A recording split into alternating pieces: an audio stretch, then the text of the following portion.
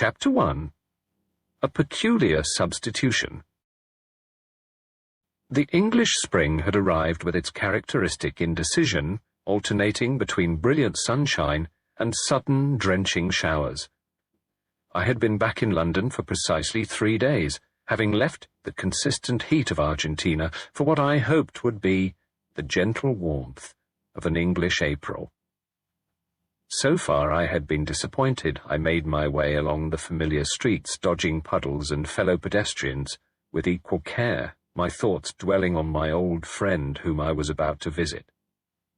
It had been nearly 18 months since I had last seen Hercule Poirot, and I found myself wondering if he had changed in any significant way. Somehow, I doubted it. Poirot was as immutable as Gibraltar. The building where he kept his flat appeared exactly as I remembered. I bounded up the steps with perhaps more enthusiasm than dignity and rang the bell. Within moments, the door swung open to reveal Georges, Poirot's perfect valet, who acknowledged me with the barest hint of surprise in his otherwise impassive features. "Captain Hastings." "What a pleasure, sir. Monsieur Poirot will be most gratified. Please come in." I stepped into the hallway, handing him my hat and coat, still damp from a recent shower. "Is he in, George?" "Indeed, sir. Monsieur is in the sitting-room. He is, George hesitated, something most unusual for him. "Yes," I prompted. "He is rearranging his bookshelves, sir, by country of author, alphabetically within each country." I smiled. Some things never changed. "I'll go in, shall I?" "Very good, sir." I crossed to the familiar door and knocked lightly before entering. The scene that greeted me was exactly as Georges had described. Books were stacked in neat piles across every surface, and in the centre of it all stood the diminutive figure of Hercule Poirot, balanced on a small step-ladder, a volume in each hand, his head tilted to one side, as he considered their proper placement. "My dear Poirot," I called out.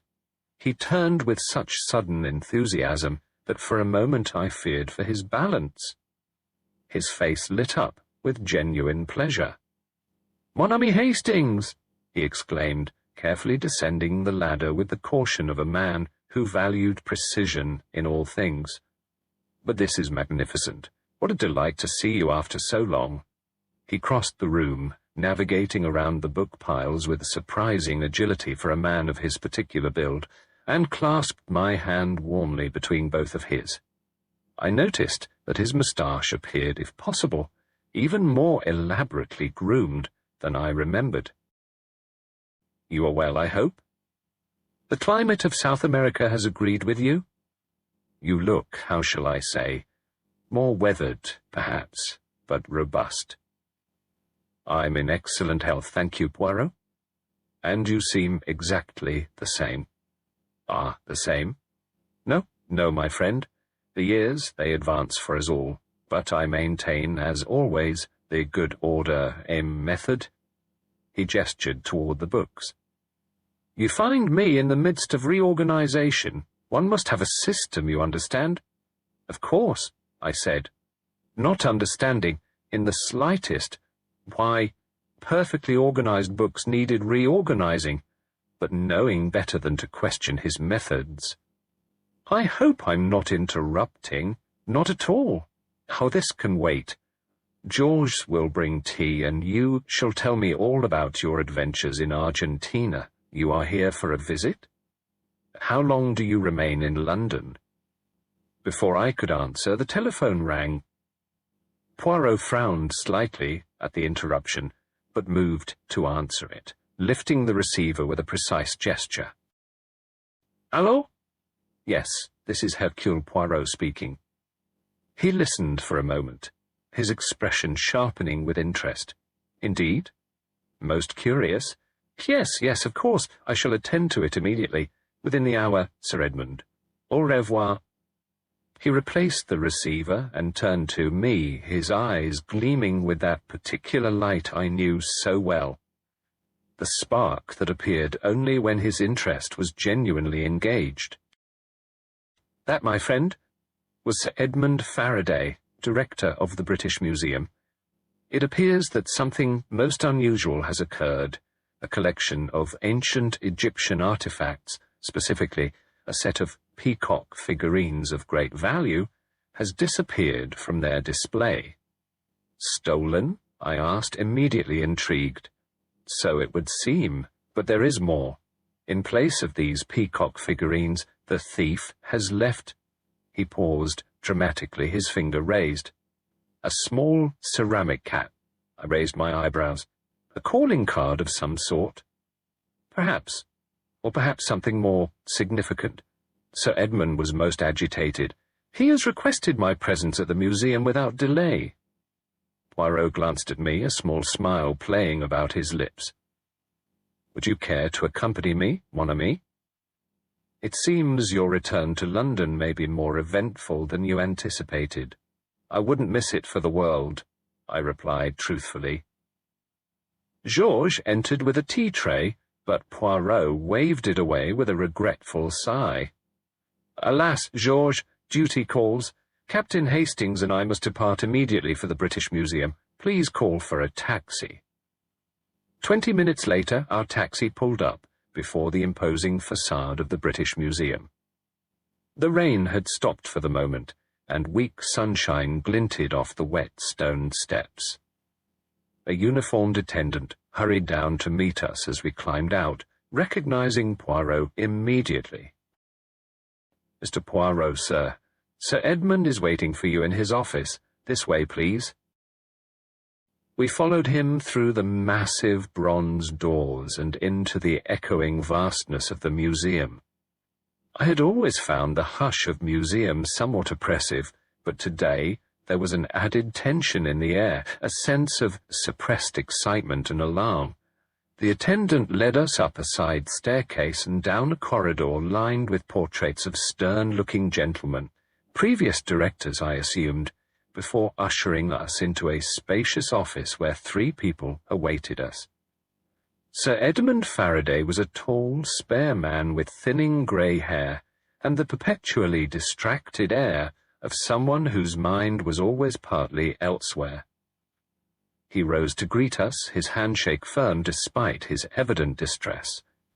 Mr. Poirot, thank you for coming so promptly. And your associate is— Captain Hastings, an old friend and colleague, Poirot supplied. You may speak freely before him. Sir Edmund nodded to me briefly before turning back to Poirot. This is Dr. Geoffrey Hawthorne, our curator of Egyptian antiquities, and Miss Henrietta Webb, his assistant. Dr. Hawthorne was a round-faced man of about 50 with spectacles and a neatly trimmed beard. He twisted the end of his moustache between his fingers as he nodded at us, his eyes darting nervously around the room. Miss Webb, by contrast, stood perfectly still, a slender woman perhaps in her 30s, with observant grey eyes and an air of contained efficiency. Please, gentlemen, sit down. Sir Edmund gestured to the chairs before his desk. The situation is most grave. The peacock figurines of Amenhotep, among our most valuable Egyptian acquisitions, have been removed from their display case and replaced with this. He reached into a drawer and carefully placed a small object on his desk. It was a ceramic cat, perhaps 4 inches tall, glazed in a muted green with startlingly lifelike eyes of some amber-coloured stone. Poirot leaned forward, examining the figurine without touching it. He circled his head slowly, viewing it from different angles, his eyes narrowed in concentration. Most interesting, he murmured. And when was this substitution discovered? This morning, Dr. Hawthorne replied, his voice higher than I expected from a man of his build. I was conducting my usual morning inspection of the galleries before opening. The case appeared undisturbed, but when I looked closer, he spread his hands in a gesture of helplessness. The security system?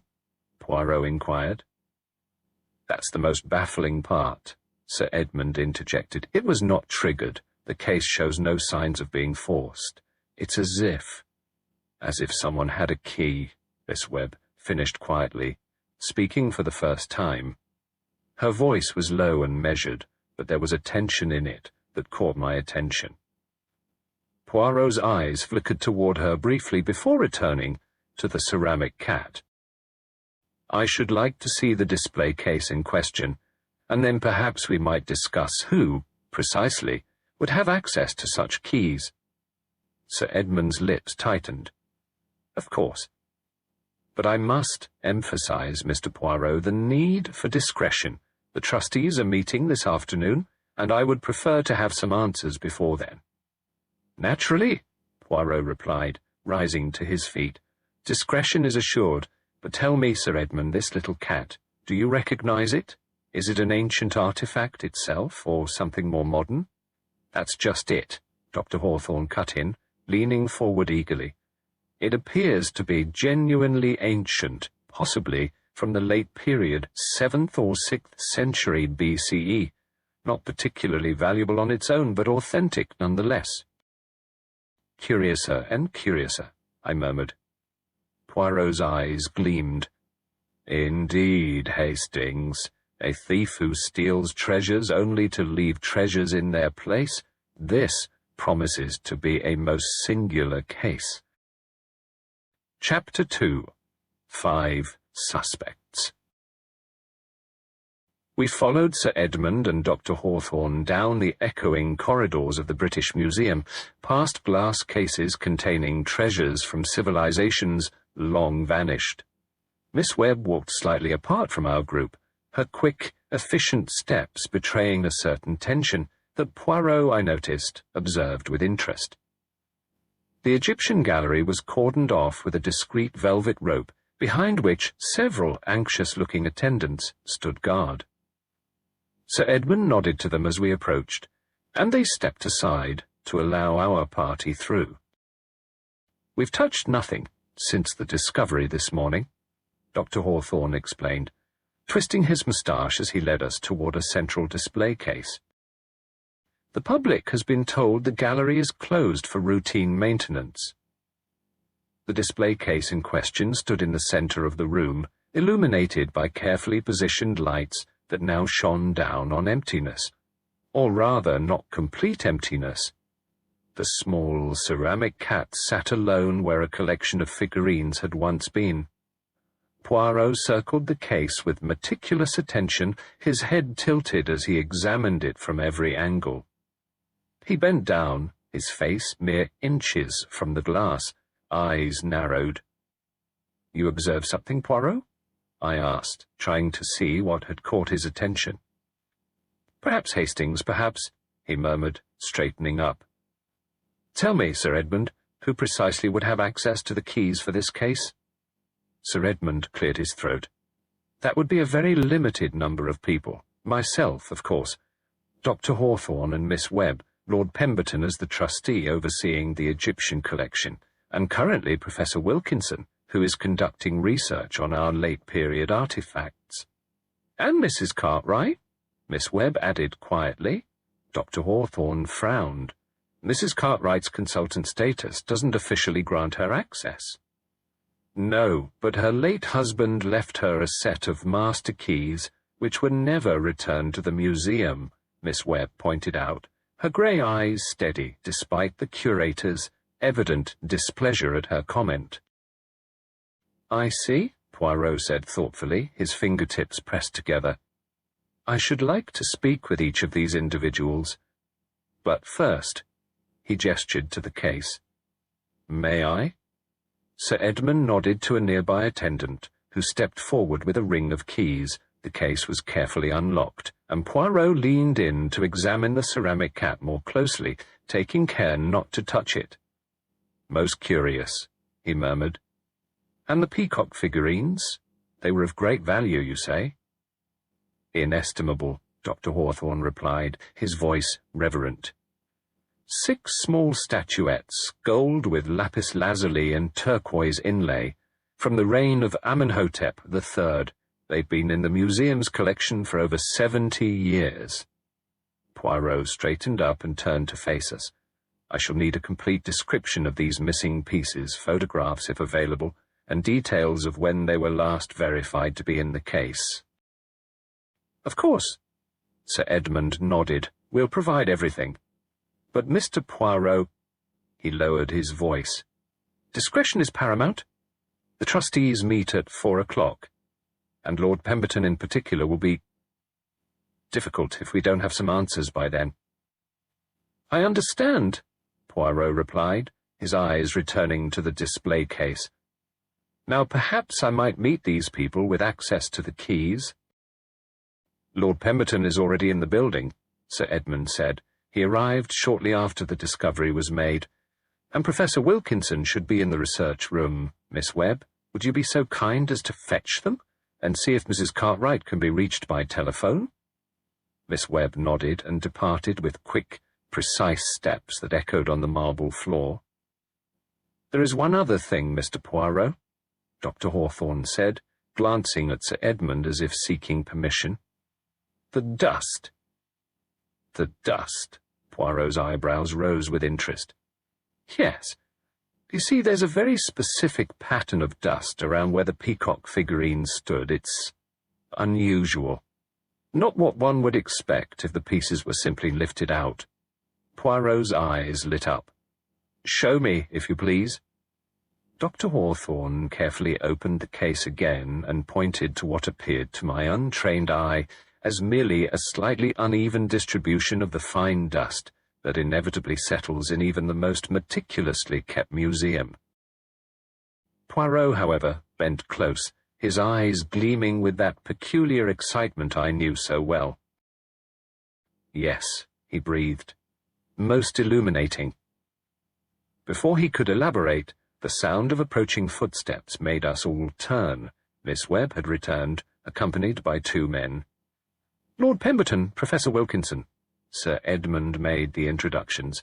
"This is Hercule Poirot, the private detective, and his associate, Captain Hastings." Lord Richard Pemberton was a tall, aristocratic figure with silvering hair and the languid confidence of the English upper classes.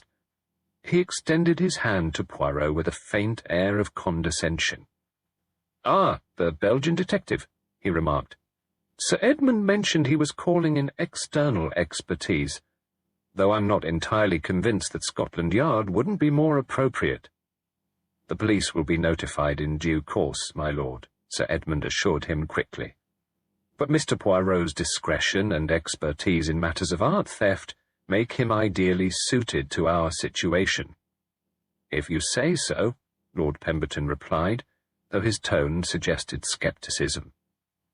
Professor James Wilkinson, by contrast, seemed genuinely pleased to meet Poirot. A shorter, bespectacled man with an air of intense scholarly focus, he shook Poirot's hand with enthusiasm. "An honor, Mr. Poirot," he said warmly. "I've followed your cases with great interest, particularly the affair of the forged Mesopotamian cylinder seals at the Louvre last year. Brilliantly resolved." "You are most kind," Poirot acknowledged, with a slight bow. "Professor Wilkinson is visiting from Cambridge," Sir Edmund explained.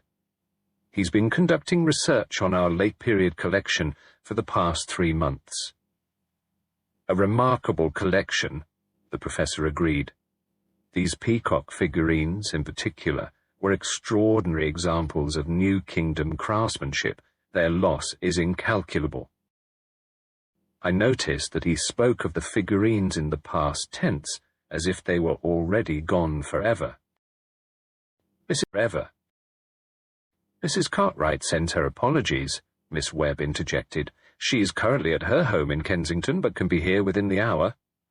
"Excellent," Poirot nodded. "Now, perhaps we might use an office or private room where I may speak with each of you individually." Sir Edmund led us to a small conference room adjacent to the Egyptian gallery, where Poirot began his interviews.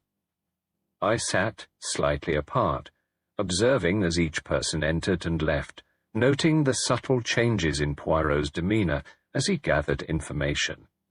Dr. Latimer, the Egyptologist, arrived shortly thereafter, a nervous man with ink-stained fingers who seemed distracted and ill at ease.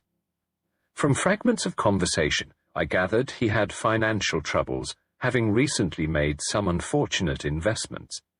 Mrs. Evelyn Cartwright arrived last, a handsome widow of perhaps 50, elegantly dressed and self-possessed. She had been married to the previous curator, a fact she mentioned several times during her interview, emphasizing her continued connection to the museum's Egyptian collection. As the interviews progressed, I found myself studying the interactions between the suspects when they thought themselves unobserved. Lord Pemberton and Mrs. Cartwright exchanged glances of what appeared to be mutual dislike. Professor Wilkinson seemed particularly attentive to Miss Webb, who maintained a polite but distinct reserve. Dr. Latimer repeatedly checked his watch, a nervous habit that did not escape Poirot's notice. By late afternoon, Poirot had spoken with each person individually and examined all the documentation relating to the peacock figurines. We were preparing to meet with Inspector Japp, who had been discreetly informed of the situation, when Poirot drew me aside. "You have been observing Hastings?" he asked quietly. "Yes, though I'm not sure I've noticed anything of value," I admitted. "They all seem to have reasons to be nervous, but then, who wouldn't be under the circumstances?" "Precisely," Poirot nodded. "But nervousness takes different forms, does it not? The twisting of a moustache, the checking of a watch, the careful maintenance of distance." He tapped his temple significantly. "The little grey cells, they are beginning to arrange the facts." He glanced back at the Egyptian gallery, where the empty display case stood like a silent accusation. The ceramic cat, now carefully removed for examination, had left its own mysterious message, one that Poirot seemed determined to decipher. Chapter 3. A Midnight Discovery. Inspector Japp arrived at the British Museum just as the afternoon shadows began to lengthen. His familiar, somewhat battered figure provided a comforting contrast to the refined atmosphere of the museum officials. He greeted Poirot with the gruff affection born of their long association. "Well, Poirot, seems you've landed yourself another pretty puzzle," he remarked, shaking hands with both of us. "Sir Edmund has given me the basic facts, but I'd appreciate hearing your thoughts." "All in good time, my friend," Poirot replied, his eyes twinkling. "First, perhaps you might share what the official police investigation has discovered. The fingerprints, the night watchman's report?" Japp consulted his notebook. "Not much to go on, I'm afraid. No unusual fingerprints on the display case, only those we'd expect from museum staff. Night watchman reports nothing out of the ordinary during his rounds. Security system wasn't triggered. It's as if those peacock things simply vanished." "Not vanished, mon ami," Poirot corrected. "Replaced. And that is most significant, is it not? The thief did not merely take, he substituted." Japp frowned. "This ceramic cat business, bit theatrical, isn't it? Like something out of a penny dreadful." "Perhaps." Poirot tilted his head, his eyes narrowing slightly. "Or perhaps it has a meaning beyond the theatrical. I should like to examine the night watchman's logs for the past week, if that could be arranged." "Already requested them," Japp nodded. "Should have them within the hour." Sir Edmund, who had been hovering nearby, cleared his throat. "Gentlemen, the trustees are assembled in the boardroom. They're expecting an update on the situation." Poirot smiled reassuringly. "Then we shall not keep them waiting, though I fear I have more questions than answers at this early stage."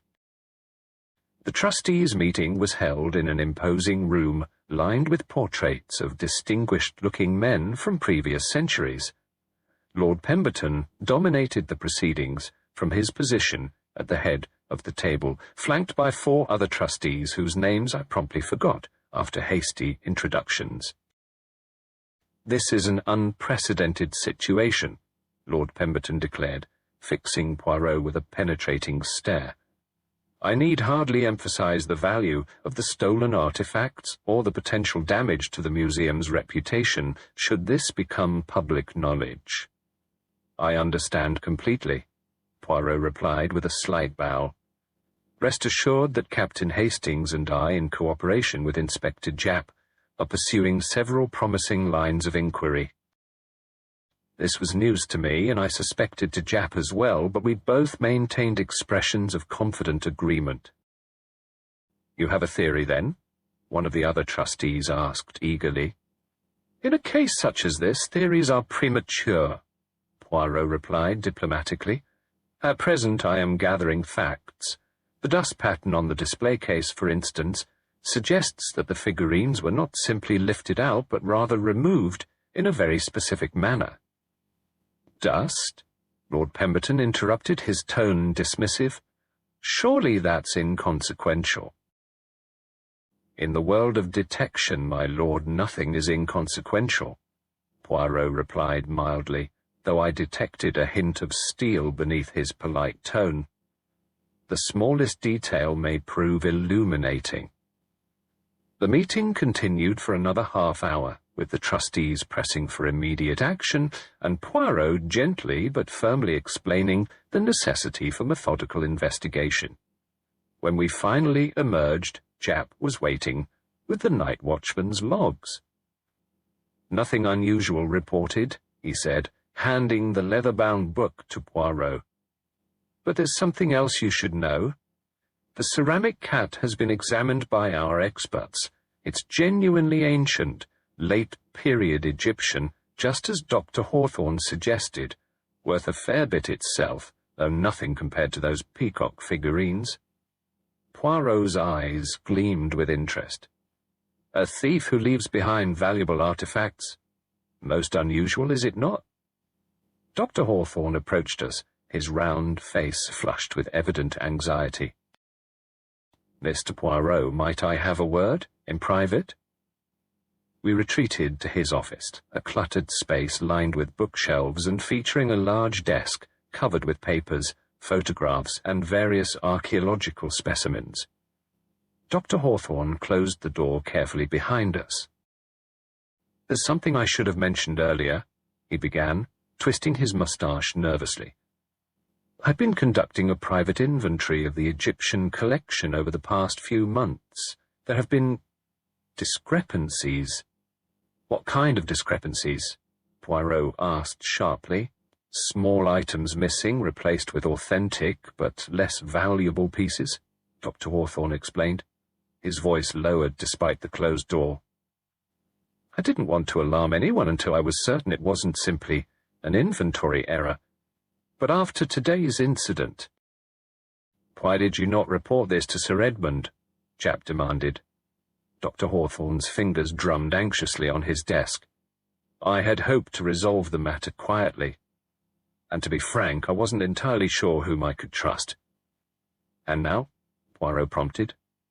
Now I fear this theft of the peacock figurines may be connected to my earlier discoveries, Dr. Hawthorne replied. I've documented everything in my personal diary. He pulled open a desk drawer and removed a leather-bound notebook. Here, you can see the entries dating back several months. As Dr. Hawthorne began to explain his findings, a knock at the door interrupted us. Miss Webb entered, her composed expression at odds with the urgency in her voice. Dr. Hawthorne, Sir Edmund requests your presence immediately. Professor Wilkinson believes he may have found a reference to the ceramic cat in an obscure text on Bastet worship, she announced. Dr. Hawthorne rose quickly. I'll be right there. Mr. Poirot, please feel free to examine the diary. It may contain information relevant to your investigation. He hurried from the room, leaving us with the notebook. Poirot immediately began to leaf through it, his expression growing increasingly interested. Look, Hastings, he murmured, pointing to a series of entries. References to the cat's whiskers appear repeatedly, often with dates and catalogue numbers. Code of some sort? I suggested. Perhaps, Poirot agreed. Though why a museum curator would need to code entries in his private diary is itself a question of interest, is it not? We spent the next hour examining the diary while Japp arranged for a police presence at the museum overnight, discreetly at Sir Edmund's insistence. As evening fell, the museum emptied of visitors and most staff. Poirot, however, seemed reluctant to leave. "There is something more to be learned here, Hastings," he explained, pacing slowly around the Egyptian gallery. "Something that becomes visible only when all is quiet, perhaps?" His instinct proved correct. Shortly after midnight, as we sat with Japp in Sir Edmund's office reviewing the case, a commotion from the direction of the Egyptian gallery brought us all to our feet. We rushed toward the sound, following a police constable who had been stationed nearby. The sight that greeted us was one I shall never forget. Dr. Hawthorne lay sprawled across the now empty display case, his body slumped awkwardly, one arm dangling toward the floor. In his hand, clutched tightly even in death, was a single peacock feather, iridescent blue and green, catching the emergency lights that had automatically activated. Japp bent over the body, his experienced fingers checking for a pulse he clearly didn't expect to find. "Dead," he confirmed grimly. "And not from natural causes unless I miss my guess." Poirot circled the scene with careful steps, his eyes missing nothing. He bent to examine the peacock feather without touching it, then studied the position of the body with intense concentration. Something on the floor caught his attention, a small white pill that had rolled a short distance from where Dr. Hawthorne had fallen. "We must secure this area immediately." Poirot straightened up, his voice sharp with authority. "No one touches anything until forensic experts arrive, and Japp, I suggest we gather all our suspects. Immediately." "In the middle of the night," Japp objected.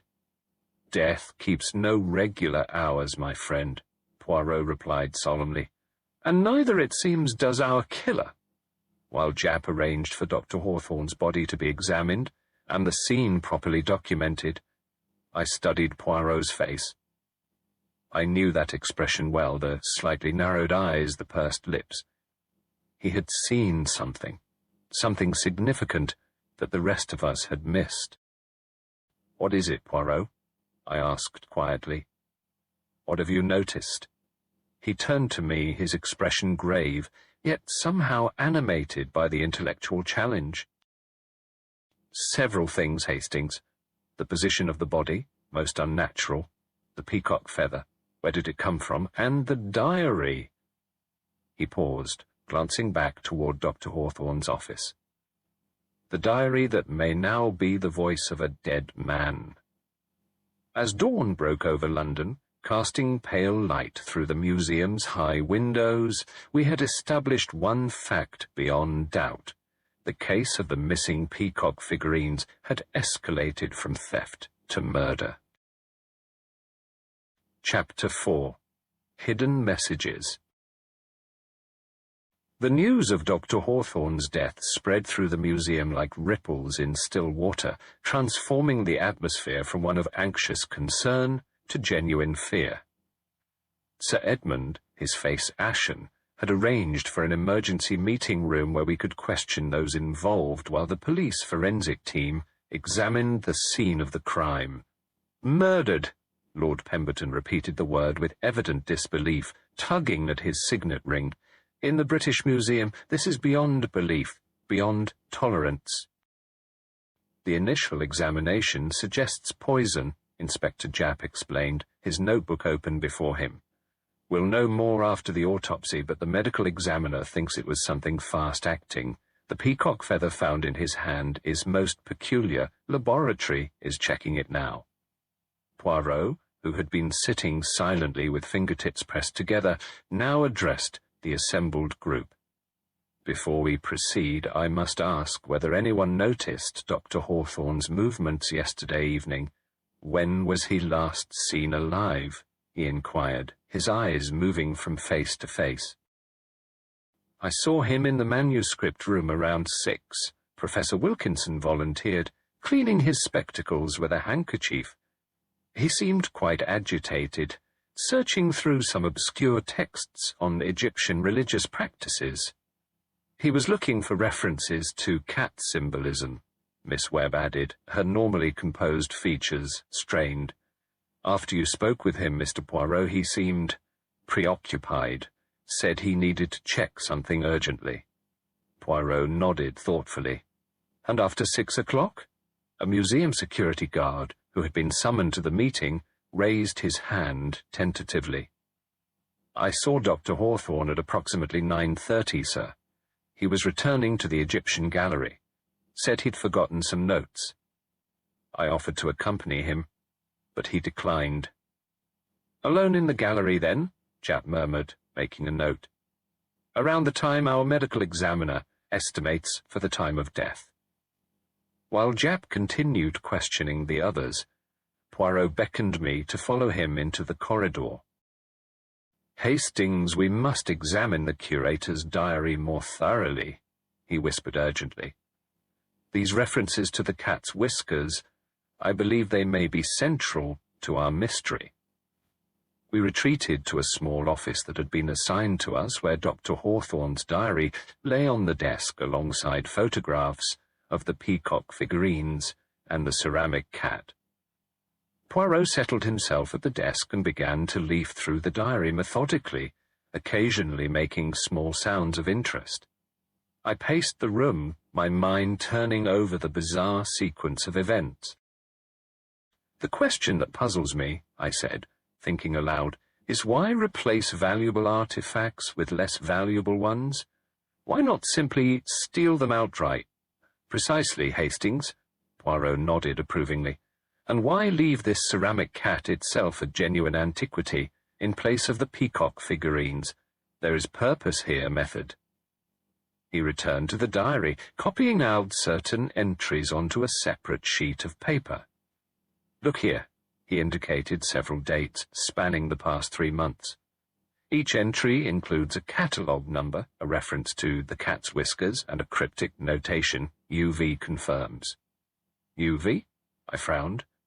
Ultraviolet, perhaps? Perhaps indeed. Poirot's eyes lit up. An excellent suggestion, Hastings. Ultraviolet light is sometimes used in museums to examine artifacts for details not visible to the naked eye. Our discussion was interrupted by a knock at the door. Miss Webb entered, carrying a stack of files. Sir Edmund asked me to bring you these, she explained, placing them on the desk. Complete acquisition records for all Egyptian artifacts obtained in the past 5 years, as Mr. Poirot requested.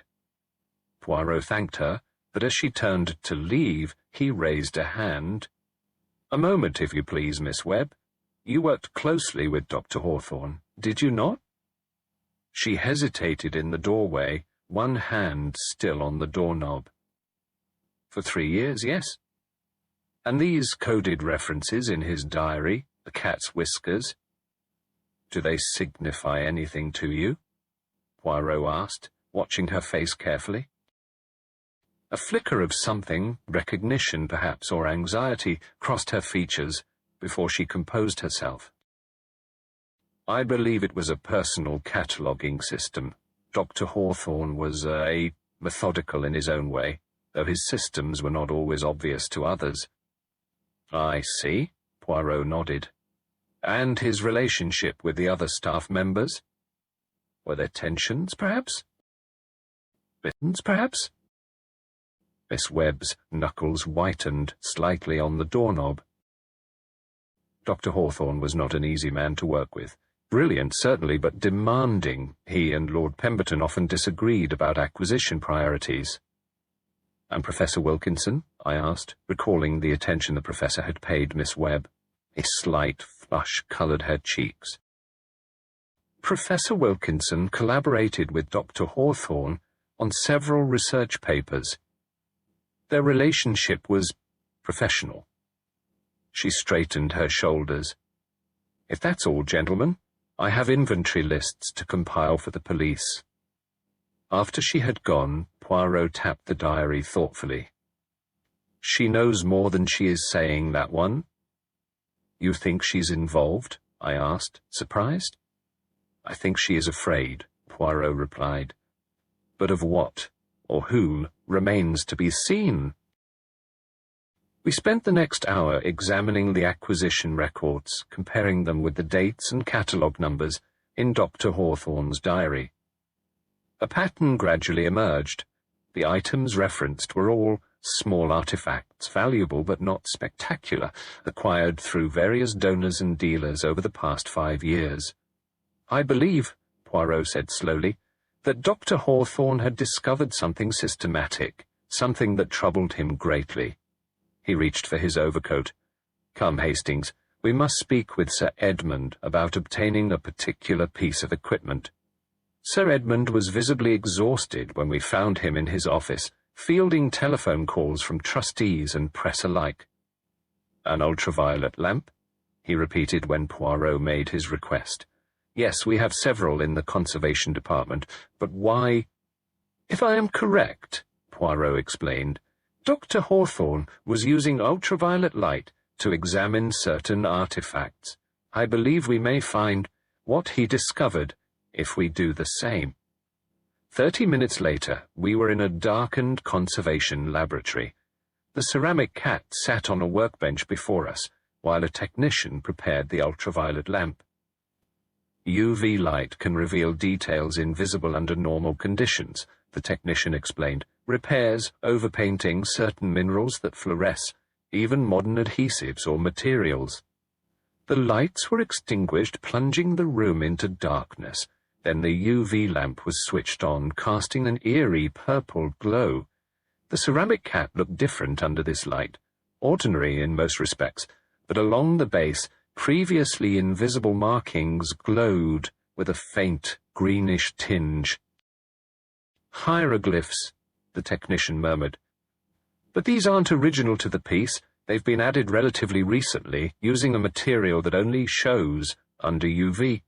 Poirot leaned forward, examining the markings with intense concentration. Can you photograph this? And perhaps translate the hieroglyphs? The photography is no problem, the technician nodded. For translation, Professor Wilkinson would be your best option.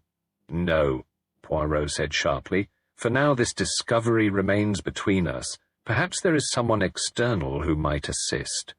Dr. Morris at the university, the technician suggested. He's retired now, but still consults occasionally. Excellent. Poirot straightened up. Make the necessary arrangements, if you would be so kind. And now, he turned to me, I believe we should examine some of the other artifacts mentioned in Dr. Hawthorne's diary. By late afternoon, we had examined 5 artifacts, each showing similar hidden markings when exposed to ultraviolet light. Dr. Morris, a stooped, elderly man with remarkable energy, had arrived to translate. Fascinating, he muttered, poring over the photographs. These are modern inscriptions made to look ancient, but the hieroglyphs themselves are genuine. They appear to be catalogue numbers, a cross-referencing system of some kind. Catalogue numbers to what? Japp asked, having joined us for this revelation. That, my friend, is the question we must answer, Poirot replied, his eyes gleaming with the thrill of intellectual pursuit. And I believe the answer lies in Dr. Hawthorne's coded references to the cat's whiskers. As we left the conservation laboratory, I noticed that Poirot seemed unusually thoughtful, even preoccupied. You have a theory? I prompted. Not yet a theory, Hastings, but the beginnings of one, he admitted. Consider. Artifacts systematically marked with invisible codes, a curator who discovers this and begins his own investigation, only to be silenced. A valuable collection replaced not with worthless fakes, but with another genuine antiquity, the ceramic cat. He tapped his forehead. The little grey cells, they begin to arrange the facts, but the picture is still incomplete. We turned a corner to find Lord Pemberton and Professor Wilkinson engaged in what appeared to be a heated discussion, though they felt silent at our approach. The tension between them was palpable, hanging in the air like the dust motes that danced in the museum's filtered light. Later that evening, as I returned from a quick dinner in the museum cafe, I passed Miss Webb's office. Through the partly open door I glimpsed her examining something on her desk, something that gleamed with the unmistakable iridescence of a peacock feather. She looked up suddenly, her eyes meeting mine, and hastily swept the feather into a drawer. When I reported this to Poirot, he merely nodded, as if this confirmed something he had already suspected. Outside, darkness had fallen over London, but inside the museum, lights burned late as the investigation continued. Somewhere among the ancient treasures and their modern keepers, a killer waited, and Poirot was steadily closing in. Chapter 5. The Cat's Whiskers. Morning arrived with a thin drizzle that sheeted the museum's windows and cast a gloomy pall over the proceedings. Poirot and I had taken rooms at a small hotel nearby, allowing us to return to the museum early. We found Inspector Japp already there, looking haggard but determined. "Preliminary autopsy report," he announced without preamble, waving a folder. Hawthorne was poisoned all right. Some sort of fast-acting compound the lab boys are still identifying. Administered within an hour of death, they reckon. And there's something else. He lowered his voice. That peacock feather? It had been treated with a contact poison. Merely handling it would have transferred a lethal dose to his skin. Poirot's eyebrows rose. Most ingenious. The murderer ensures the victim handles something seemingly innocuous yet deadly. But why a peacock feather, I wondered. The symbolism seems rather pointed. Precisely, Hastings. Poirot nodded approvingly. Our killer has a sense of the dramatic. The peacock figurines are stolen. The curator dies clutching a peacock feather. It is, how do you say? Theatrical, Japp supplied. Indeed. And that suggests someone with not merely criminal intent, but a desire to create an impression, to demonstrate their cleverness, Poirot mused, his fingers delicately stroking his moustache. We made our way to the small office that had been set aside for our use. The photographs of the UV-illuminated artifacts were spread across the desk, alongside Dr. Morris's preliminary translations. I have arranged for Dr. Fenwick to join us this morning, Poirot announced, consulting his pocket watch. He is an expert on ancient Egyptian symbolism, particularly as it relates to religious practices. You think this has something to do with religious artifacts? I asked, puzzled. I think, my friend, that the choice of a cat figurine is significant beyond mere convenience, Poirot replied. In ancient Egypt, cats were sacred animals, particularly associated with the goddess Bastet. They were protectors against evil and guardians of what? I prompted when he paused. Of treasures, Poirot finished, his eyes gleaming. The cat was often depicted as guarding the pharaoh's treasures against rats and snakes, vermin that would damage or steal what was precious. Is it not curious that our thief leaves behind a guardian symbol?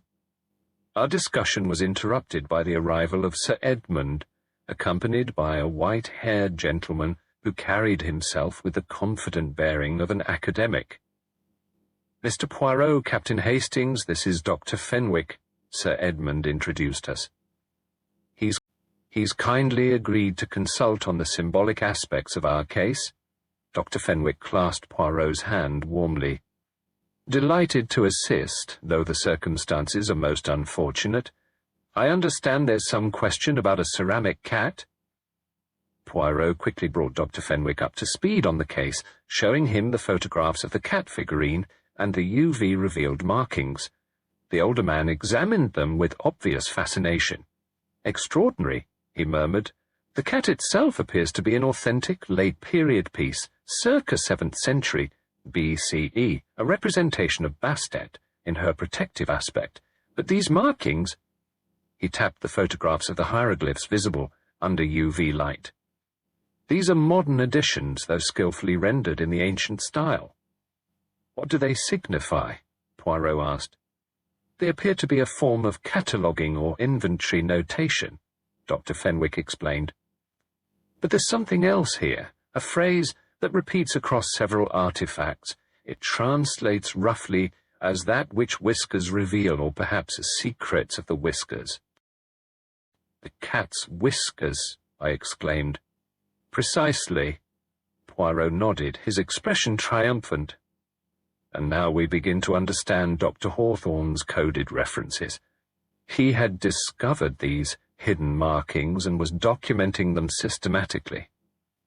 As we discussed the implications, the door opened to admit Professor Wilkinson, who looked surprised to find Dr. Fenwick present. Ah, Professor Wilkinson.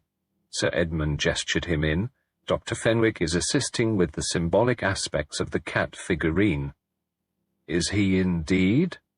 Professor Wilkinson's tone was perfectly polite, but I detected a certain tension in his shoulders. I would have been happy to provide that expertise myself.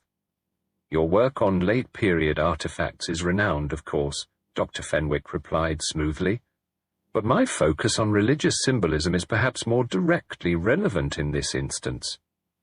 The two academics exchanged the sort of smiles that suggested a long-standing professional rivalry. Mr. Poirot, Professor Wilkinson turned to address him directly. I understand you've been examining artifacts under ultraviolet light. News travels quickly in the museum, Poirot observed mildly. Miss Webb mentioned it, Wilkinson admitted. She seemed concerned that handling artifacts without a curator present might violate protocol. Rest assured, Professor, all examinations were conducted by qualified conservation staff. Sir Edmund interjected hastily. Poirot watched this exchange with interest before changing the subject. Professor, in your expert opinion, would it be possible for someone to systematically replace genuine artifacts with high-quality forgeries without detection during routine inspections?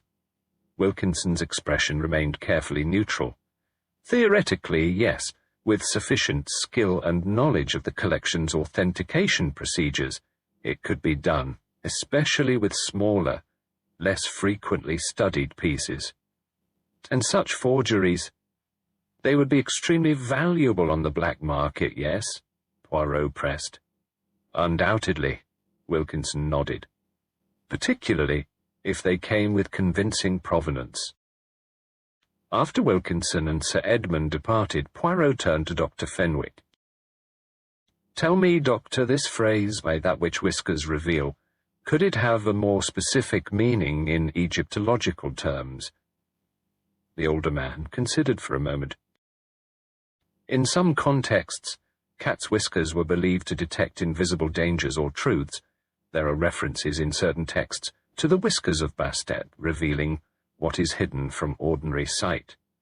He smiled slightly. Rather fitting, considering these markings are only visible under special light. Just then, Miss Webb appeared at the door, a folder clutched in her hands. Mr. Poirot? I found something in Dr. Hawthorne's personal files that might interest you. She stepped into the room, hesitating slightly upon seeing Dr. Fenwick, then continued. These are photographs of several artifacts taken under ultraviolet light. They date back nearly 6 months, well before the entries in his diary began. Poirot examined the photographs with evident interest. Miss Webb, did Dr. Hawthorne ever mention concerns about forgeries in the collection? Her grey eyes widened slightly. Not directly, no, but about 3 months ago he began insisting on personally overseeing all new acquisitions. He also requested additional funding for advanced authentication techniques, which Lord Pemberton denied. She placed the folder on the desk. There's something else. Dr. Hawthorne had been meeting privately with Mrs. Cartwright. I believe they were discussing concerns about the collection's authenticity. And how did you come by this information? Poirot inquired gently. A flush coloured her cheeks. I overheard them once. They were in Dr. Hawthorne's office, and their voices were raised. Mrs. Cartwright said something about responsibility to donors and her husband's legacy. After Miss Webb left, I turned to Poirot. "Do you think Mrs. Cartwright could be involved? She seems the least likely suspect to me." "In matters of crime, Hastings, likelihood is often misleading," Poirot replied. "But it is significant that Mrs. Cartwright, as the widow of the previous curator, would feel a personal connection to the integrity of the collection. Our next step was to interview Mrs. Cartwright herself, whom we found in the museum's tea room, an elegant space where staff could escape the public areas. She received us with composed grace, though I noticed that her fingers trembled slightly as she set down her teacup. "You wish to speak with me, Mr. Poirot?" she inquired. "Indeed, madame," Poirot replied. "I understand you were acquainted with Dr. Hawthorne through your late husband's connection to the museum." "Geoffrey was my husband's protégé," she confirmed. "After Richard died, Geoffrey often consulted me about the collection, particularly pieces acquired during my husband's tenure. And recently, these consultations became more frequent, did they not?" Poirot suggested. A flicker of wariness crossed her face. "Yes." "Geoffrey had concerns about forgeries in the collection?" Poirot asked directly. Mrs. Cartwright glanced around before leaning forward. "Not just forgeries," she said in a lowered voice. "He believed there was a systematic operation, genuine artifacts being replaced with convincing fakes, with the originals sold on the black market." "And did he have proof of this?" I asked. "He was gathering evidence," she replied. "Using ultraviolet light to examine artifacts, he found hidden markings, a sort of signature, left by the forger, perhaps as a private joke. He called it the cat's whiskers." As we left Mrs. Cartwright, Poirot was uncharacteristically silent, his brow furrowed in concentration. The rain had stopped, and weak sunlight filtered through the high windows of the museum, illuminating the dust motes that danced in the air. "We must speak with Dr. Latimer," he announced suddenly. "His expertise in authentication techniques may prove invaluable." Dr. Latimer was found in the conservation laboratory, examining a small statuette under a powerful magnifying glass. His fingers bore fresh ink stains, and the nervous energy I had noted before seemed even more pronounced. "Ultraviolet authentication?" he repeated when Poirot inquired. "Yes, it's a standard technique for detecting modern additions or repairs to ancient artifacts. The materials fluoresce differently under UV light." He set down the magnifying glass, his movements jerky. Dr. Hawthorne had become quite interested in the technique recently. "And would such examinations be documented in the official conservation records?" Poirot asked. Dr. Latimer hesitated.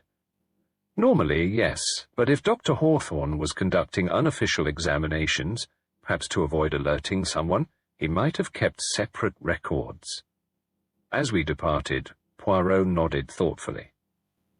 "The pieces begin to fit together, Hastings. Dr. Hawthorne discovers a pattern of substitutions, conducts his own investigation, and documents his findings in code. Someone realizes he has discovered their scheme and silences him, but they make one crucial mistake." "What's that?" I asked, intrigued. "They leave behind evidence only visible to those who know where and how to look," Poirot replied, his eyes gleaming with the thrill of discovery. "Just like the cat's whiskers in the ancient legend, revealing what is hidden to ordinary sight." Chapter 6. Illuminating Evidence. By late afternoon, Poirot had arranged for the Egyptian gallery to be closed to the public. A team of conservation specialists had been assembled, along with several portable ultraviolet lamps. Sir Edmund, looking increasingly strained, had reluctantly agreed to the examination of the entire Egyptian collection. I must emphasize the need for discretion, he had insisted, tugging nervously at his collar. The trustees, particularly Lord Pemberton, are already concerned about damage to the museum's reputation. My dear Sir Edmund, Poirot had replied soothingly, discretion is the very foundation of my method, but we cannot allow concerns for reputation to impede the pursuit of truth, especially when murder is involved. The examination proceeded methodically, with each artifact being carefully documented before being subjected to the revealing glow of ultraviolet light. Poirot observed the proceedings with intense concentration, while I kept notes on which items revealed hidden markings. Dr. Fenwick, who had remained to assist, let out his small exclamation as he examined a small alabaster jar. Here, another one, the same hieroglyphic sequence, visible only under UV. I peered over his shoulder at the faint greenish markings that glowed on the base of the jar. That makes 7 artifacts so far with these hidden inscriptions, I noted, adding it to our growing list. Poirot nodded thoughtfully. And each one relatively small, easily transported, yet valuable, perfect candidates for substitution. Inspector Japp, who had been watching from the doorway, stepped forward. So we're looking at a systematic forgery operation, then? Original pieces replaced with fakes, with these UV markings as some sort of signature. Not precisely, my friend, Poirot corrected. The pieces being substituted appear to be genuine antiquities themselves, just less valuable ones, modified to resemble more significant pieces. It is a scheme of remarkable cunning. But what's the point of leaving a signature that can only be seen under special lighting? Japp frowned. Seems like unnecessary risk. Pride, perhaps, Dr. Fenwick suggested. Many criminals cannot resist the temptation to sign their work, even if the signature remains hidden to most. Or a private joke, I added, recalling Mrs. Cartwright's words. Or, Poirot said slowly, a form of inventory control, a way to keep track of which pieces have been substituted and which remain to be replaced. As the examination continued, Lord Pemberton arrived, his aristocratic features arranged in an expression of displeasure. He surveyed the scene with evident disapproval. "What is the meaning of this?" he demanded, addressing Sir Edmund. "I was informed that an investigation was underway, not that the entire Egyptian collection would be subjected to irregular handling." "Every precaution is being taken, my lord," Sir Edmund assured him hastily. "The conservation team is following strict protocols." "This is highly irregular," Lord Pemberton insisted, his voice rising.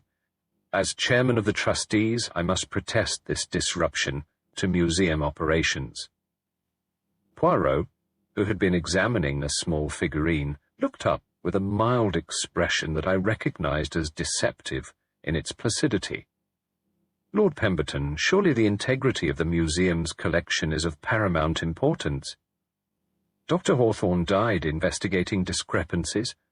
We merely continue his work." Hawthorne was becoming obsessive, Lord Pemberton dismissed, with a wave of his hand, always seeing conspiracies and forgeries when none existed.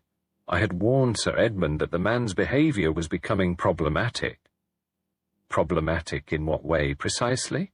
Poirot inquired. His tone conversational, but his eyes sharp. Lord Pemberton hesitated momentarily. He was making accusations without sufficient evidence, suggesting improprieties in the acquisition process. It was becoming disruptive. "And yet," Poirot observed quietly, "we have now found 7 artifacts bearing hidden markings, suggesting his concerns were not without foundation." Before Lord Pemberton could respond, Professor Wilkinson entered the gallery, carrying a leather portfolio. He paused, sensing the tension, then approached our group. "Mr. Poirot, I've been considering our earlier conversation about forgeries," he began, seemingly oblivious to Lord Pemberton's glare.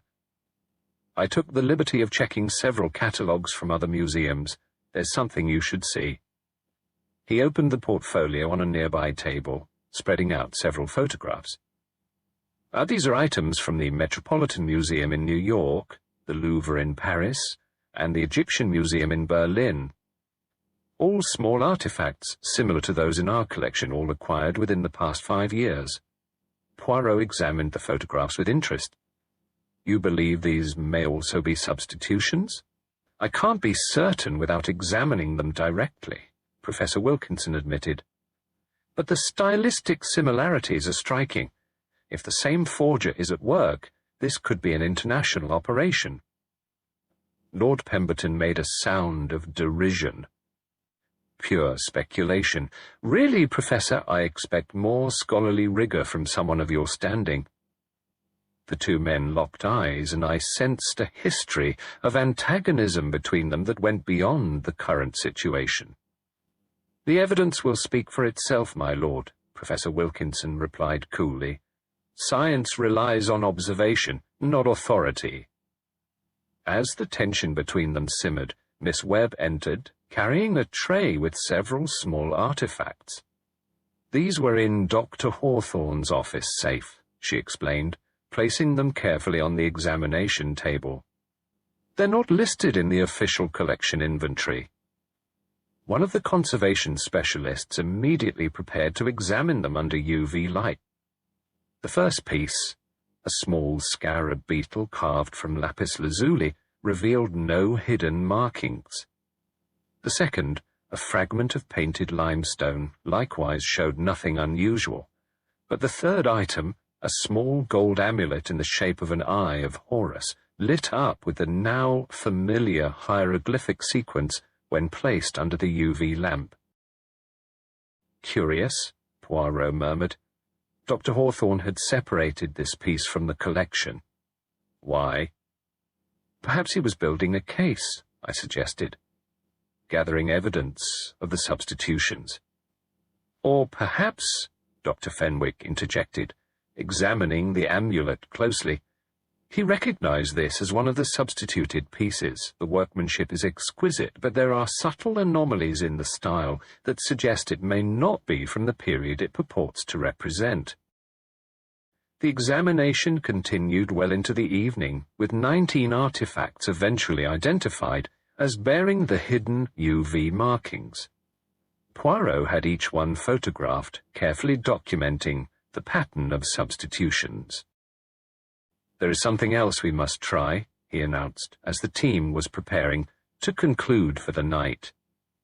"The peacock figurines, we have been assuming they were removed from the museum entirely, but what if, like these other pieces, they were simply replaced?"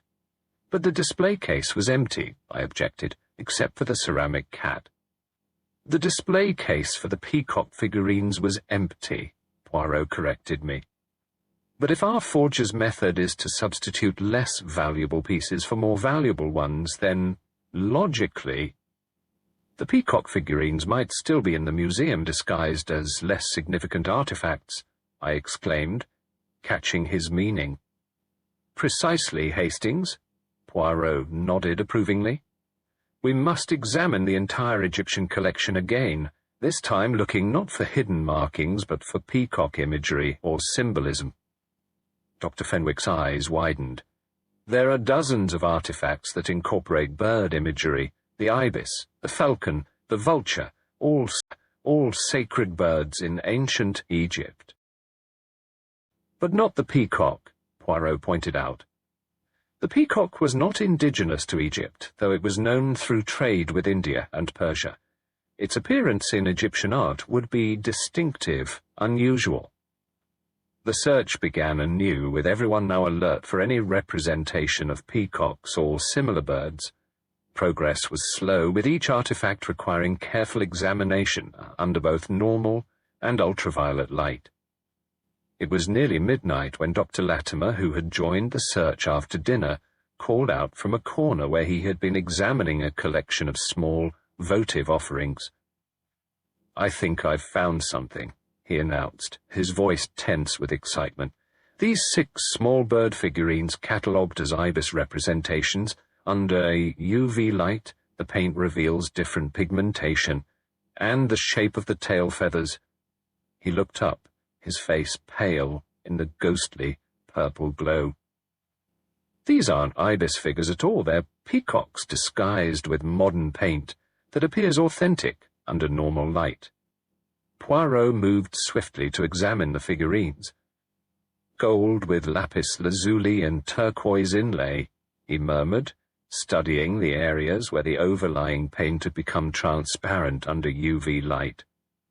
"Hidden in plain sight, merely disguised rather than removed." "And look," Dr. Fenwick added, pointing to barely visible marks on the base of each figurine. The same hieroglyphic sequence, the cat's whiskers signature. While the others crowded around this remarkable discovery, I noticed Lord Pemberton standing slightly apart, his face expressionless yet somehow rigid. His hand moved to his waistcoat pocket, then away again, as if checking for something.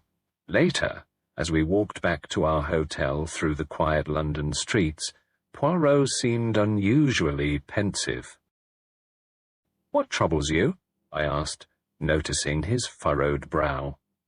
"Surely finding the peacock figurines is a triumph?"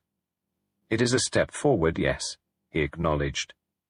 "But there remains the question of why the figurines were disguised rather than removed like other substituted pieces. And why was the ceramic cat left so prominently in their place? It is as if the thief wished to draw attention to their scheme, which contradicts the careful methodology displayed elsewhere." "Perhaps the plan was interrupted," I suggested. "Dr. Hawthorne might have discovered something that forced the thief to act hastily." "Perhaps," Poirot nodded slowly. "Or perhaps it was a deliberate change in strategy, a message of some kind." He tapped his forehead. "The little grey cells, they are not yet satisfied with our explanation. Tomorrow, Hastings, we must examine the acquisition records more thoroughly. I believe the answer lies in the provenance of these artifacts, in who brought them to the museum, and how." The fog had descended, wrapping London in its muffling embrace. Somewhere in the distance, a clock struck 1, its sonorous chimes seeming to count down the hours until morning would bring new revelations in our increasingly complex case. Chapter 7. A Pattern Emerges. Found us back at the British Museum, where Poirot had requested that all acquisition records for the Egyptian collection spanning the past decade be made available to us. A small office adjacent to Sir Edmund's had been converted into a temporary research room, with documents stacked in neat piles according to year. "We must be methodical, Hastings," Poirot declared, settling himself at the desk with the air of a general preparing for battle. "I have prepared a timeline of all artifacts bearing the hidden cat's whiskers marking. Now we must determine how and when these items came into the museum's possession." I took the chair opposite him, resigned to what promised to be a long day of painstaking documentation. "What exactly are we looking for?" I inquired, reaching for the first folder. "Patterns, my friend. Connections." Poirot spread his hands expressively. Who donated these items? Who authenticated them? Who handled their installation in the collection? If our theory is correct and genuine artifacts have been systematically replaced with lesser pieces, then someone with intimate knowledge of the museum's operations must be involved.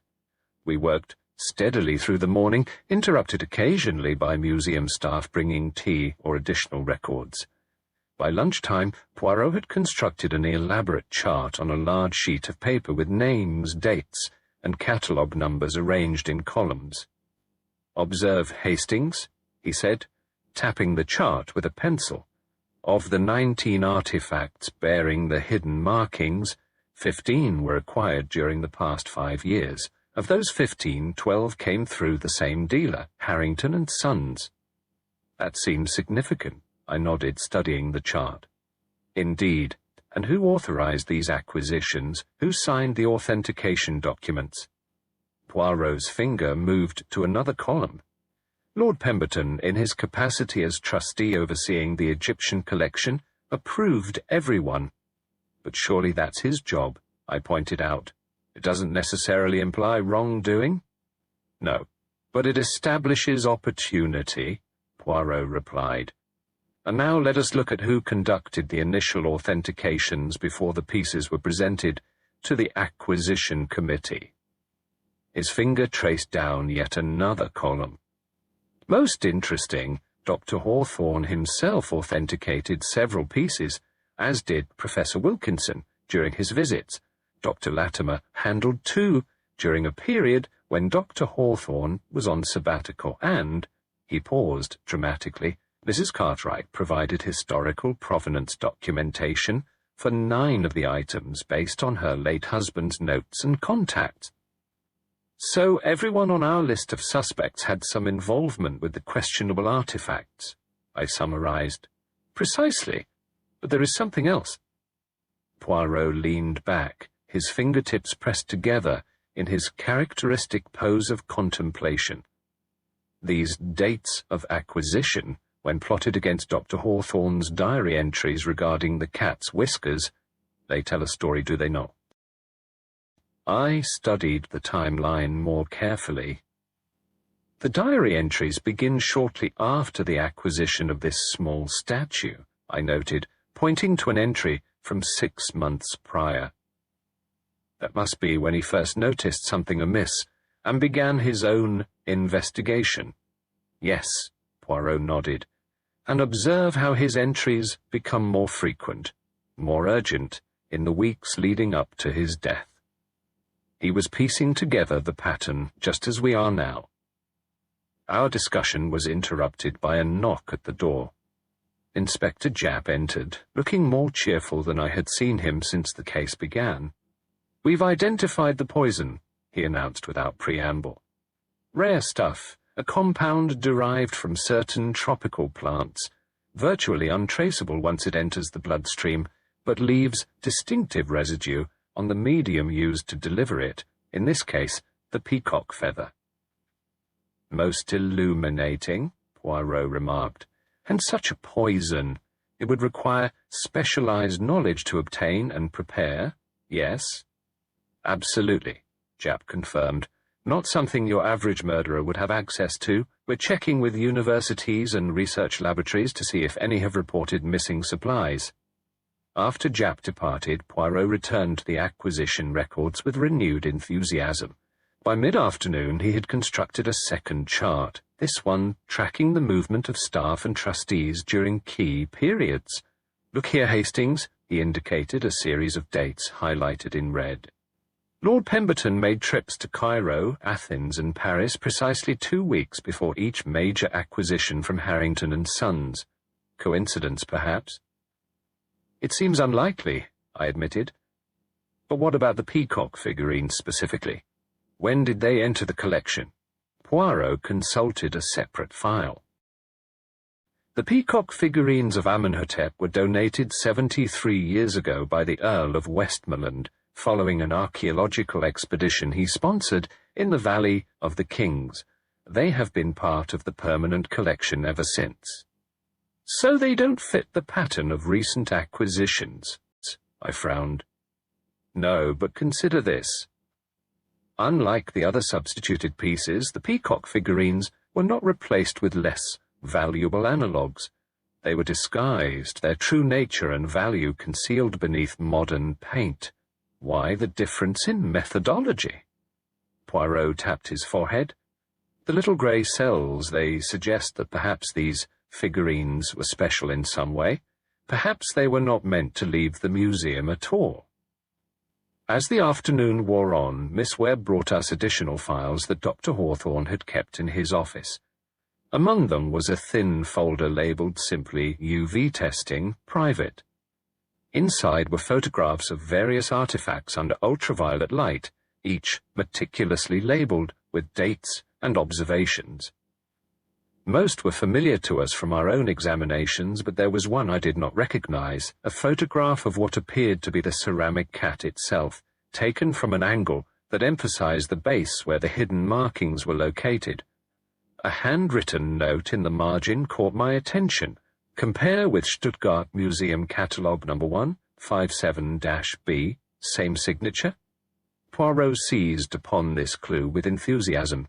"Miss Webb," he called to the assistant curator who was arranging files nearby, "please inquire whether the Stuttgart Archaeological Museum could send us photographs of their item catalogue No. 157-B, particularly any UV examination images, if available." "Of course," she nodded, making a note. "But it may take some time to receive a response. In the meanwhile," Poirot continued, "I would like to examine the ceramic cat once more. There may be details we overlooked in our earlier inspection." The ceramic cat had been moved to the conservation laboratory for safekeeping. Dr. Latimer was there when we arrived, examining one of the disguised peacock figurines under a powerful microscope. "Extraordinary craftsmanship," he remarked, without looking up from his work. The original gold and inlay work is virtually untouched beneath the modern paint. Whoever did this understood the artifact's true value, and took great care to preserve it even while disguising it, Poirot observed. "Most interesting."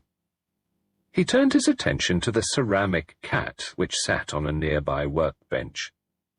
Under the bright lights of the conservation lab, its green glaze gleamed with a subtle luster, while its amber eyes seemed to watch us with ancient intelligence.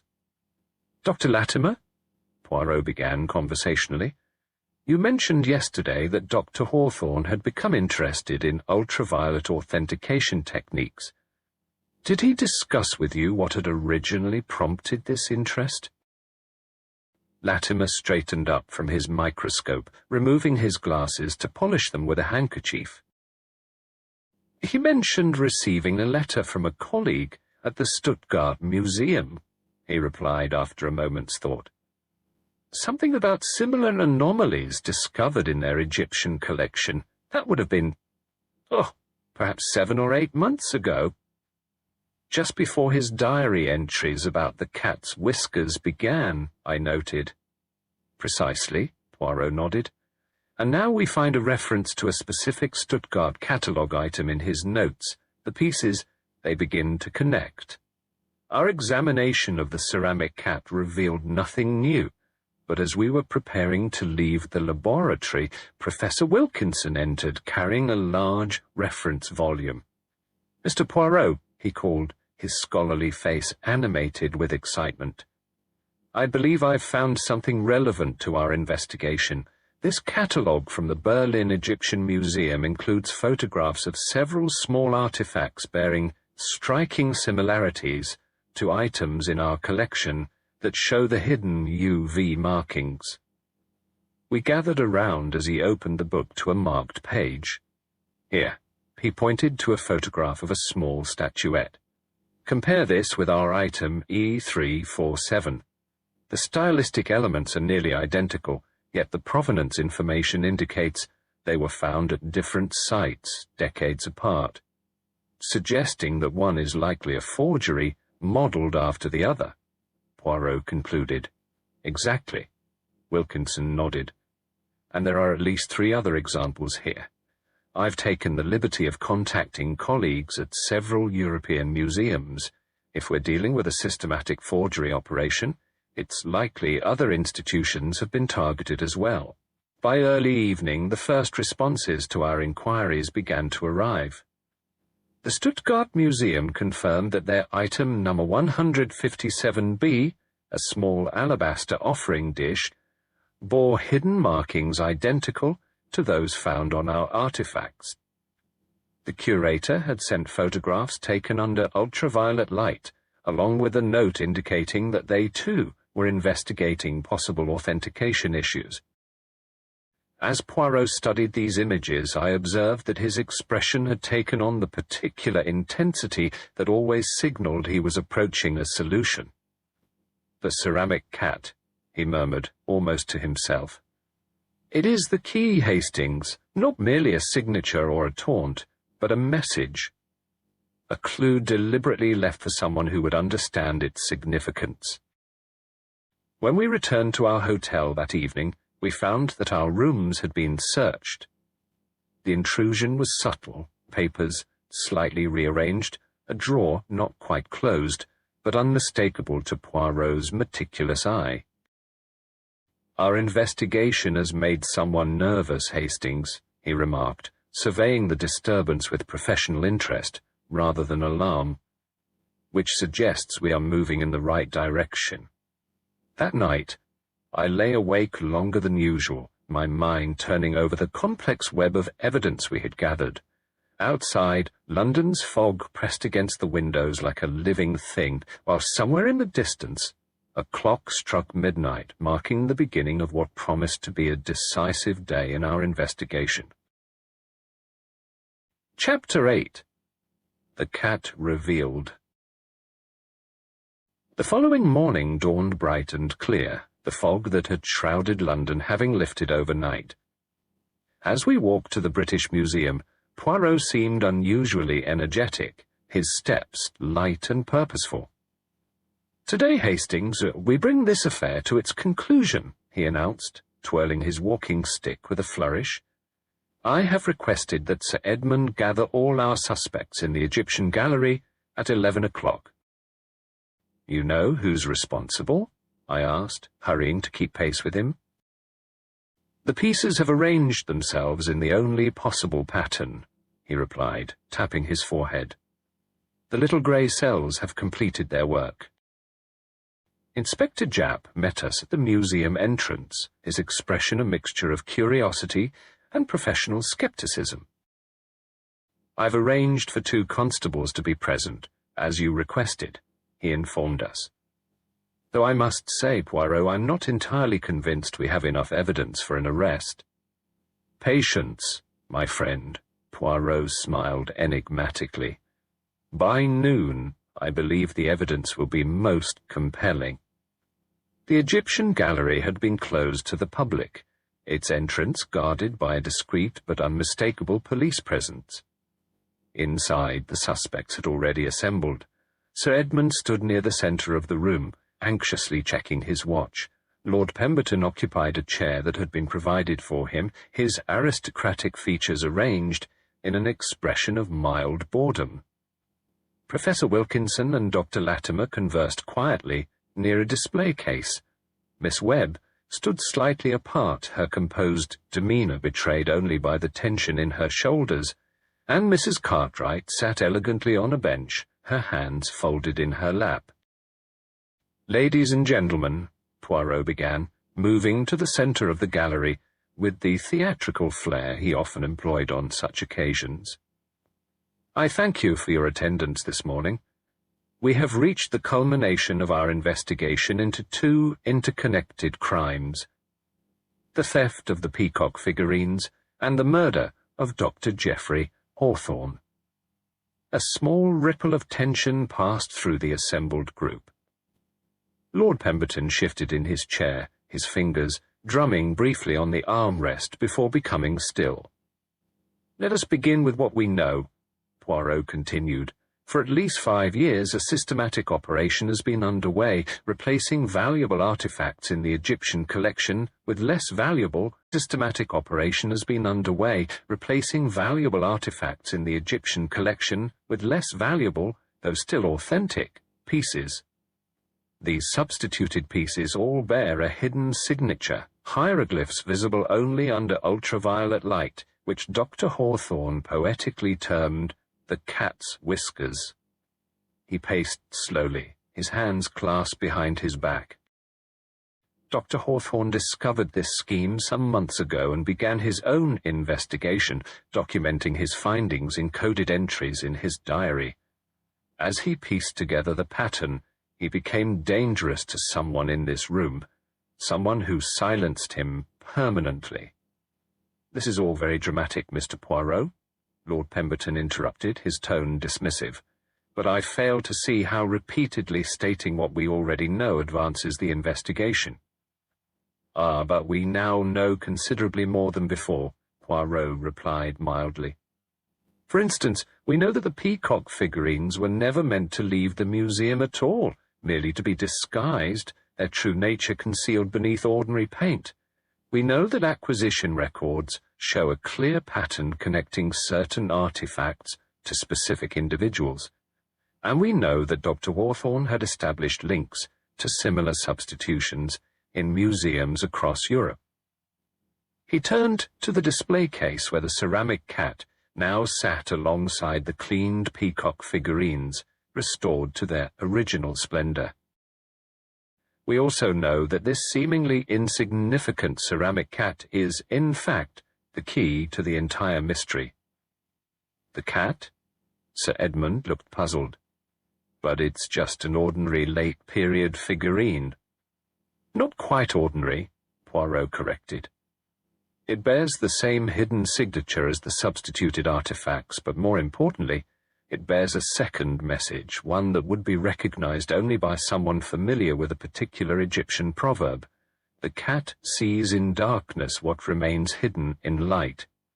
He gestured to Dr. Fenwick, who had joined us that morning. Dr. Fenwick has confirmed that this proverb was often associated with the goddess Bastet, particularly in her role as protector against deception. The ceramic cat was not merely a taunt or a signature, it was a message from Dr. Hawthorne himself. A murmur of surprise ran through the group. Mrs. Cartwright leaned forward, her eyes widening. "Are you suggesting Geoffrey left the cat deliberately?" she asked.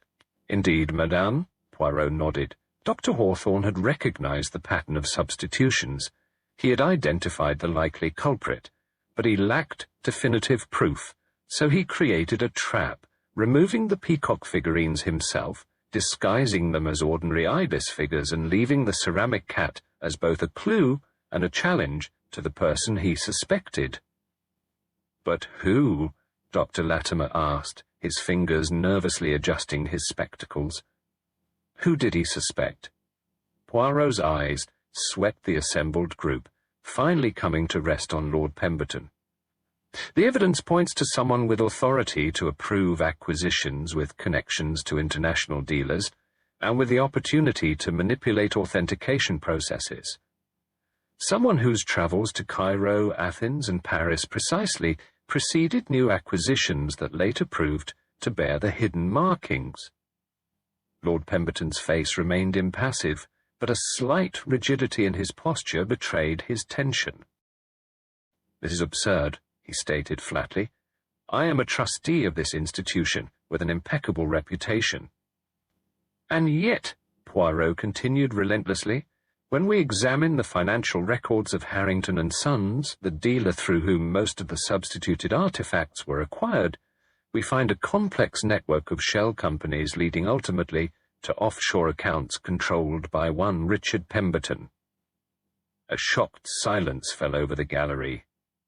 Inspector Japp stepped forward, flipping open his notebook.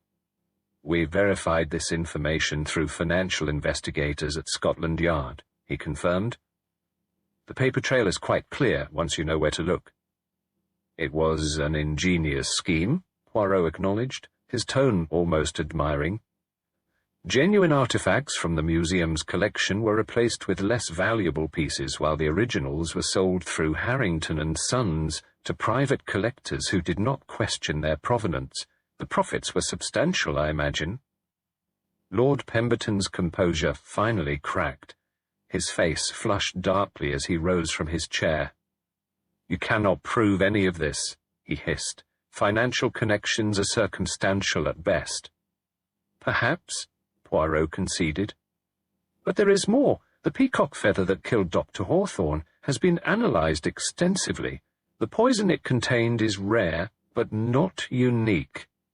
What is unique is the molecular signature of the compound, a signature that matches samples from a private laboratory funded by the Pemberton estate." That's impossible. Lord Pemberton's voice rose sharply. Those records are sealed. Ah, but in saying so you confirm their existence, Poirot observed quietly. The realization of his error washed visibly over Lord Pemberton's face. His shoulders sagged slightly as Inspector Japp stepped forward. Lord Richard Pemberton, I am arresting you for the murder of Dr. Geoffrey Hawthorne and conspiracy to commit fraud, Japp stated formally. You are not obliged to say anything, but anything you do say may be given in evidence. As the constables moved to escort Lord Pemberton from the gallery, Poirot added one final observation. The ceramic cat was Dr. Hawthorne's posthumous witness. He suspected you, but needed proof that would stand up to scrutiny. By removing and disguising the peacock figurines himself and leaving the cat, he forced you to act, knowing that under ultraviolet light, the cat would reveal not only your signature, but his message. Later, as we sat in Poirot's flat with Inspector Japp, enjoying a celebratory glass of wine, the conversation turned to the details of the case. What I still don't understand, Japp admitted, is why Pemberton didn't simply destroy the peacock figurines instead of disguising them. Seems an unnecessary risk. Ah, but they were exceptionally valuable, Poirot explained. Too valuable to destroy, too recognizable to sell immediately. He needed time to arrange for their discreet disposal to a specific collector who had commissioned their theft. And Dr. Hawthorne's discovery of the scheme, I asked. How did that unfold? He noticed discrepancies during routine conservation work, Poirot replied. The Stuttgart Museum had contacted him about similar concerns, which led him to begin examining artifacts under ultraviolet light. Once he observed the hidden markings in the cat's whiskers, he documented each instance while building his case against Lord Pemberton. And the other suspects? Japp inquired. Were they completely uninvolved? Not entirely, Poirot shook his head. Professor Wilkinson had indeed noticed anomalies, but lacked sufficient evidence to make accusations. Miss Webb suspected something amiss, but feared for her position if she spoke up without proof. Dr. Latimer was simply nervous by nature and worried that his own authentication work might be called into question, and Mrs. Cartwright was protecting her late husband's legacy by privately investigating alongside Dr. Hawthorne. He sipped his wine thoughtfully. What none of them realized was that Dr. Hawthorne had progressed further in his investigation than he revealed. The ceramic cat was his final move in a game that sadly cost him his life, but ultimately exposed the truth. As evening fell over London, I reflected on the case's complexity and the brilliance with which Poirot had unravelled it. The peacock figurines had been restored to their rightful display, the ceramic cat positioned nearby as a silent reminder of the tragedy and triumph that had unfolded in the museum's hushed galleries. Lord Pemberton awaited trial, his reputation in ruins, while museums across Europe had begun examining their collections with new scrutiny. The cat among the peacocks had indeed revealed what remained hidden, a truth that had been, as in so many of Poirot's cases, concealed not in darkness,